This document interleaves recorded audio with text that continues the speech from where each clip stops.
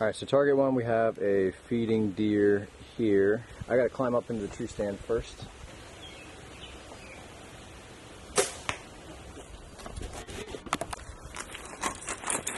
I think I nailed it.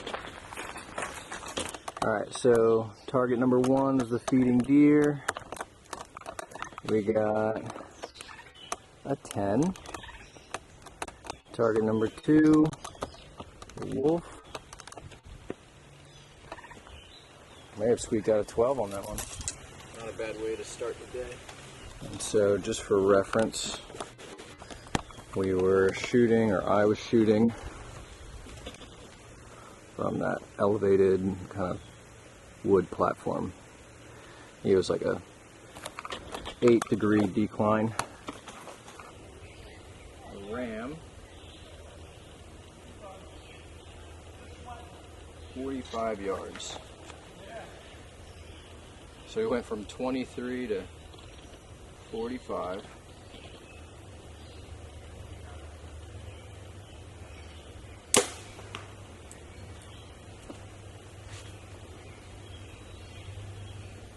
Oh, that looks pretty good from here. I don't know.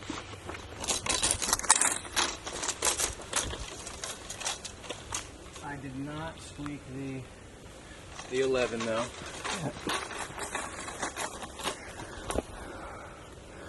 I'll zoom in here.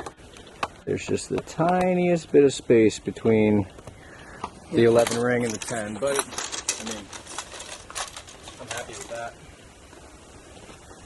Pulls out like butter. Target 3, 10.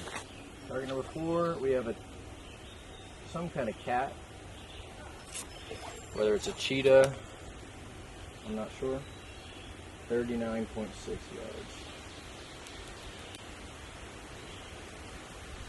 I feel like that might be a little bit, just a scoosh high, way high. I'm going to take a second shot. That one will count for score. This one's just for my...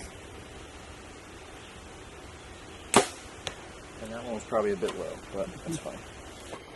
Alright, so here we are. First shot was a little more than a skosh high. That's definitely a 5. My second shot was an 8. But I mean, that 11 or 12 ring, however you're scoring it, that's like probably the size of a quarter. That's pretty tough. Yeah. So you can mark me down for a 5. That sucks. Number 5, no more 5-point scores on these. Started out pretty strong. There we go. We have a doe. I can kind of make out the little line like of her, like the backside of her shoulder blade.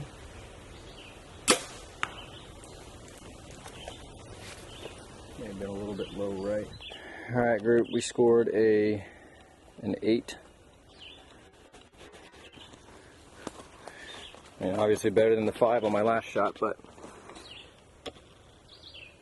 just need like a half inch to the left. But that's all right. All right, target number 6, we have a bedded doe.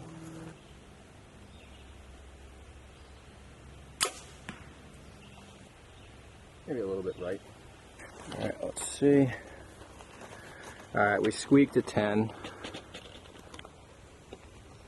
We broke that 10 liner right there. You can tell like this is an old target, so it's pretty blown out. It's hard to see any of the lines from back there, so I was just kind of aiming for all the carnage. But we'll take a 10. All right, target number 7, we have a wolverine, it looks like. Kind of like a badger through the trees. The sun is kind of outlining the right side of that 12 ring. That's too far to the right. Okay, so we got an 8 on that one. I was a little bit to the right on both of mine. This is my first one, and I was even further on the second shot. Actually, kind of a normal size 12 ring, but the 10 ring is kind of small. These smaller targets, the smaller the rings. Target number 8. We got a brown bear.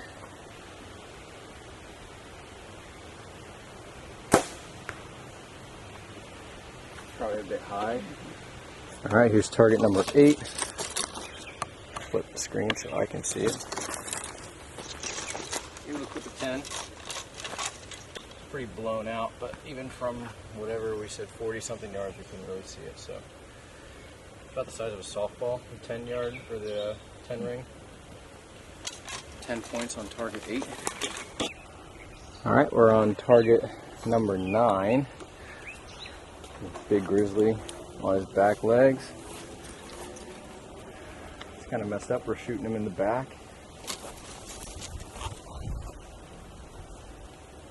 I've never shot this target from behind. Usually when you're shooting from the front, you're just aiming for like center mass, pec line.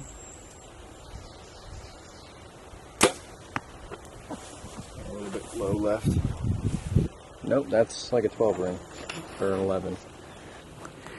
Alright guys, we were able to squeak out a 12 there. Sweet. Or 11. I keep getting messed up because we're doing IBO, not ASA, but 11 ring.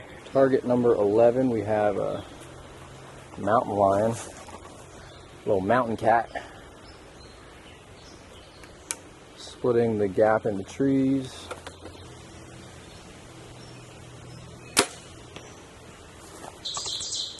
All right, this is target 11, I believe. Yeah, I was aiming for this pretty blown out piece here from all the arrows. There's definitely still some room between that and like the 12 or the 11 ring, so it's 10.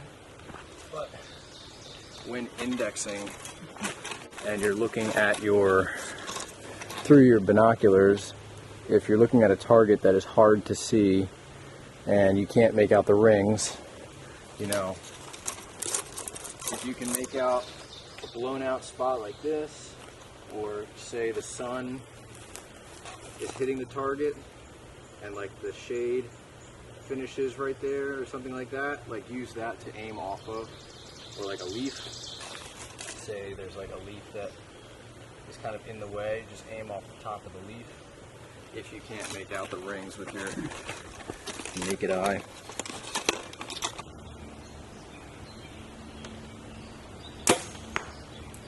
That's a little bit high. Maybe one more.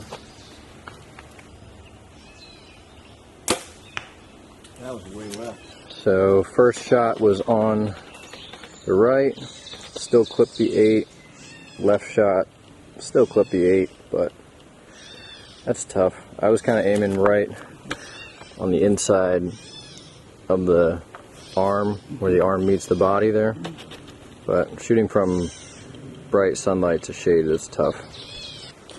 Alright, target number 13, we have, I think that's a fallow deer, I'm not really sure.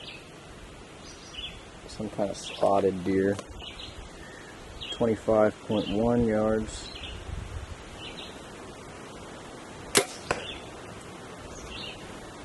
That should be money. That far right corner of the white, just move in about 2 inches left or so, and that's where the 12 ring should be.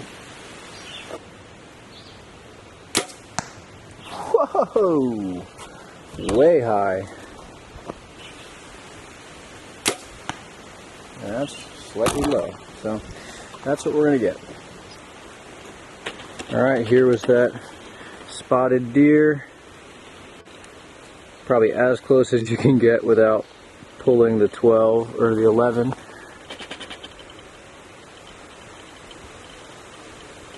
That's all good. Okay, so we'll get a 10 on the deer. Alright, so my first shot, which is the one that we're going to count, was an 8. Okay, then I shot the second time, got a 10, and then I came back around. I wanted to shoot a third one because I knew I could do better. Still a 10, but typically on these antelope targets, if you follow the white line all the way to the right corner and then come back about 2 inches, you're going to be in that 12 ring right there. That's pretty consistent on all these Reinhardt antelope targets. Alright, I don't have super high hopes for this target, but we're gonna give it our best go. We're looking at a coyote that is quartering 2, so you don't have a great angle of the vitals.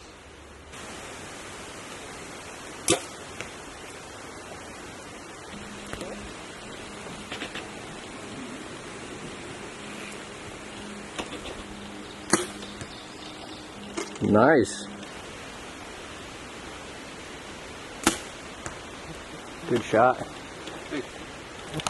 right, we'll wait for you to pull and then we'll go. All right. Have a good one, man. Yeah, you too. Thank you.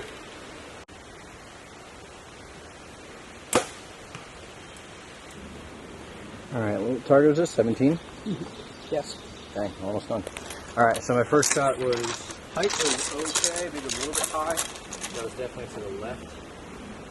Second shot, I don't know what I was thinking. But again, this has been a pretty good course.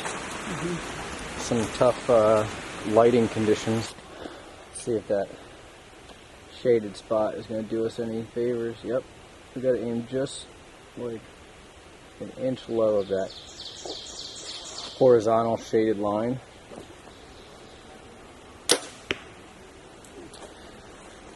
Looks pretty good from here, at least. We'll see. All right, target 19. We pulled out a 10. I don't know. It's not my favorite, but it's not my least favorite target either. I like these ones more because like you can kind of count the black lines if you're looking for like an index point, or like I was saying, I was able to, this little prominent piece is like creating a shadow, like a little bit of an arc, so you know you just have to go like an inch down to be in that. And I mean that's like, it's like the size of my thumb. It's a pretty small target. All right, target number 20, we have a mountain sheep. I don't know if this is a doll sheep. I think it might be. 47 yards.